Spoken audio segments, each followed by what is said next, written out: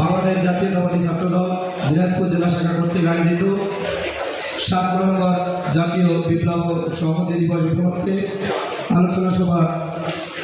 আজকে সম্মানিত সভাপতি দিনাজপুর জেলা ছাত্রদলের ভারপ্রাপ্ত সভাপতি জনাব রুহুল ইসলাম ভাই আজকের এই আলোচনা সভায় প্রধান অতিথি হিসেবে উপস্থিত আছেন দিনাজপুর জেলা বিএনপির পরীক্ষিত সৈনিক, দিনাজপুর জেলা বিএনপির সংগ্রামী সভাপতি জনাব অ্যাডভোকেট মুফাজ্জল হোসেন দুলাল ভাই সহ জেলা বিএনপির নেতৃবৃন্দ, পৌর বিএনপির নেতৃবৃন্দ, জেলা ছাত্র নেতৃবৃন্দ, দিনাজপুর জেলা ছাত্রদলের অধীনস্থ 5টি ইউনিটের ছাত্রদলের নেতৃবৃন্দ, সকলের প্রতি রইল আমার বাংলাদেশ জাতীয়তাবাদী ছাত্রদলের পক্ষ থেকে রক্তিম শুভেচ্ছা, বিপ্লবী অভিনন্দন। 7ই নভেম্বর বাংলাদেশের রাজনীতি, বাংলাদেশের গণতন্ত্রের একটি ঐতিহাসিক দিন। এই 7 নভেম্বর বাংলাদেশের রাজনীতিতে একটি গুরুত্বপূর্ণ দিন হিসেবে আমরা মনে করি। 7ই নভেম্বর হচ্ছে যখন 72 থেকে 75 সালে বঙ্গবন্ধু শাসনামলে মানুষ, সাধারণ মানুষ নির্যাতিত নিপীড়িত দেশে সাধারণ মানুষের দুর্ভিক্ষ নেমে এসে তাদের ব্যাংক ডাকাত বিভিন্ন দুর্নীতি রাজনীতির বিরুদ্ধে মানুষ একটা দুর্বিষহ জীবনযাপন করে। তার পরবর্তীতে 75 সালে 15ই আগস্ট বঙ্গবন্ধু নিহত হওয়ার পর বাংলাদেশের স্বাধীন বাংলাদেশে একটি সরকারবিহীন রাষ্ট্র পরিচালিত হয়। সেনাবাহিনীর মধ্যে বিভিন্ন একের পর এক হতে থাকে।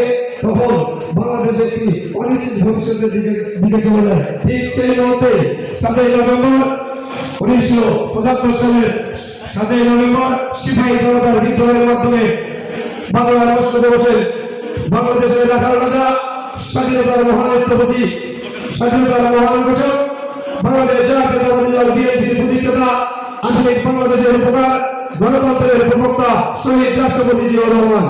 আমরা যারা ছাত্রদল রাজনীতি করি, শহীদ জিয়াউর রহমানের আদর্শ বুকে ধারণ করে রাজনীতি করি। আমি আজকে এই জাতীয় বিপ্লব সভাপতি দিবস উপলক্ষে ছাত্রদলের প্রতিটি ভাইদেরকে বলবো, আপনারা যারা ছাত্র রাজনীতি করতেছেন, শহীদ জিয়ার আদর্শ বুকে ধারণ করে রাজনীতি করবেন।